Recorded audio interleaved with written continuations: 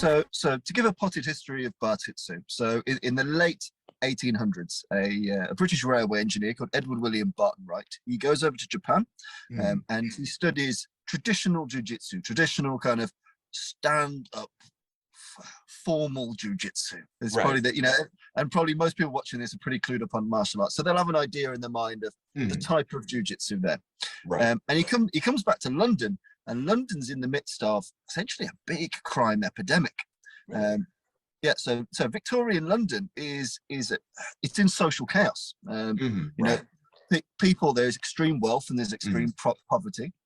And increasingly those that are in extreme poverty are, for the gentleman's perspective, are having more and more audacity to attack, to rob, to steal. And Barton Wright, he's a clever businessman, and he notices that London's in a state of moral panic, fear, that everyone's worried they're going to be attacked. The people that are worried about being attacked are typically at the posher end of the scale. They've got a bit more money, and he realizes that there's a need for a product in the market of realistic self-defense for people that are willing and can afford to put their time in. So he brings together these excellent coaches in other systems. So he brings over from Japan some of the best jujitsuka, Yuki Otani, Yuri Neshi. These are legit the cream of the crop. Yeah, you're looking at, also at this point, you've got primordial judo as well. So you've got jujitsu and what is to be judo, and what has just become judo. He brings together Arnaud Chapillon, he's a Swiss wrestler, he's a Greco-Roman wrestler. He's that muscly, he looks like a cloud. He's that kind of guy. Big kind of circus showman, mustache, strength. The traditional, strong exactly what you picture in your mind. He brings in Pierre Vigny. Pierre Vigny is a Swiss military instructor, and he teaches Savate, which is a French kickboxing system. And also the use of the cane. And he's also got a variety of different boxing instructors, and even fencing instructors use the same hall. And so he brings in this cast of people together, and he essentially introduces the Bartitsu training system. It's hard really to call Bartitsu an art. It's more of a process. Because what you would do is you would come to the Bartitsu training hall, and you would spend time getting good at savate, at jujitsu, at wrestling, individually.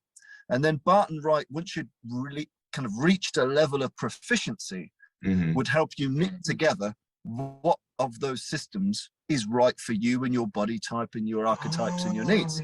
So if you think about it, it's almost like a prototype version of what you might get at an MMA gym. You'd have a very good BJJ coach, a very good striking coach, a very good a nutritionist. You'd have all these people.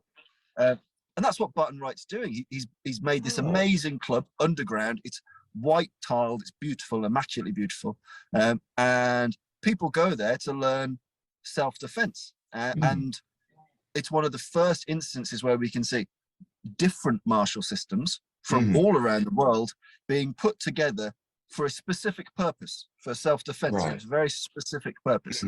Now, unfortunately for Barton Wright, when you bring in the best people in the world, they tend to disagree and fall out, because with big talent becomes big ego, and eventually instructors fell out with instructors, and people realized they could make more money if they set off on their own.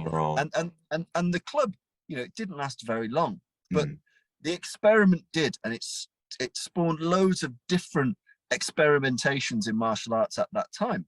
And the ramifications of that have been very, very, very large. But it's the first example, pre-William Fairbairn, pre-Bruce Lee's Jeet Kune Do, pre-Kajikembo, pre pretty much every other amalgamated system. You've got Bartitsu.